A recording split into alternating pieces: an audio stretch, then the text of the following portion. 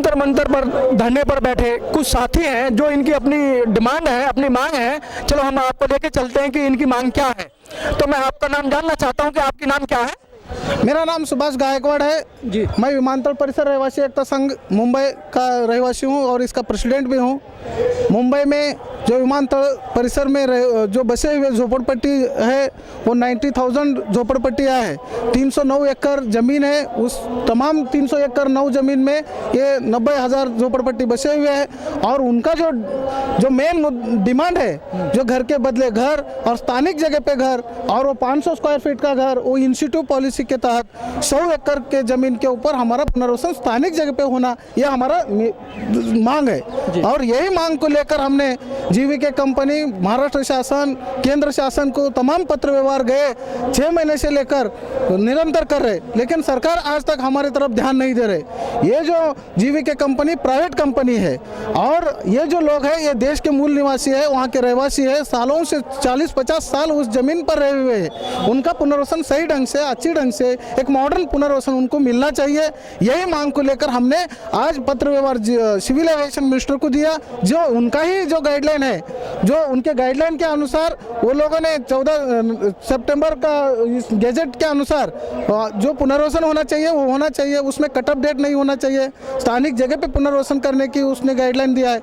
लेकिन वो जो बताए हुए नियमों का फॉलो नहीं कर रहे, वो एसआरए के नियम लागू करने का जो पॉलिसी जो महाराष्ट्र शासन कर रहे हैं वो टोटली गलत कर रहे हैं। उसी के विरोध में हमने केंद्र शासन का जो पॉलिसी आपने बनाया उसको इम्प्लीमेंटेशन करो, 500 स्क्वायर फीट का घर दे दो, उनको स्थानिक जगह पे पुनर्वसन करो और उसके साथ 1 लाख का जो हमारा मेंटेनेंस फ्री होना चाहिए और उसके साथ मॉडर्न टाउनशिप का बात है।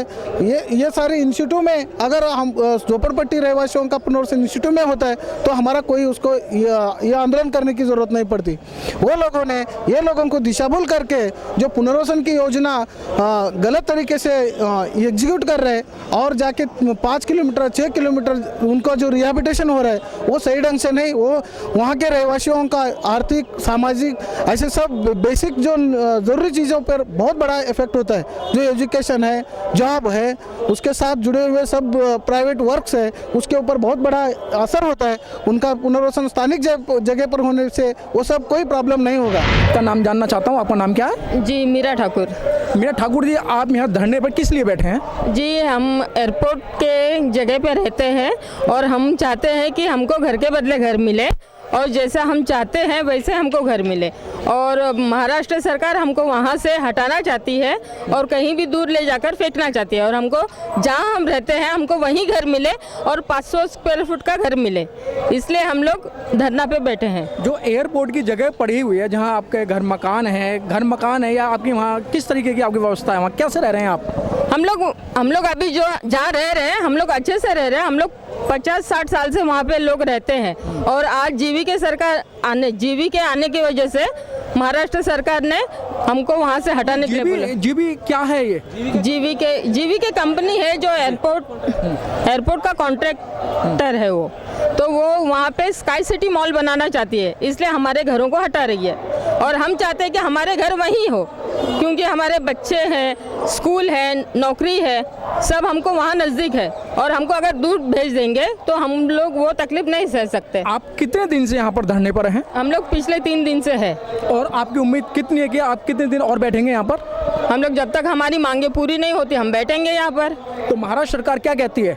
महाराष्ट्र सरकार अभी तक तो कुछ कह नहीं रही है, लेकिन हमको वहाँ से हटाकर कहीं भी दूर भेजने के लिए सोच रही है और बार बार आके सर्वेक्षण करती है और बोलती है कि आप लोग मतलब हम जहाँ आपको अच्छा घर देंगे और 250-300 का घर देंगे, लेकिन ऐसा कुछ हो नहीं रहा है और नज़दीक नहीं दे रही है और हमको जहाँ हम रहते हैं हमको वहीं पे चाहिए।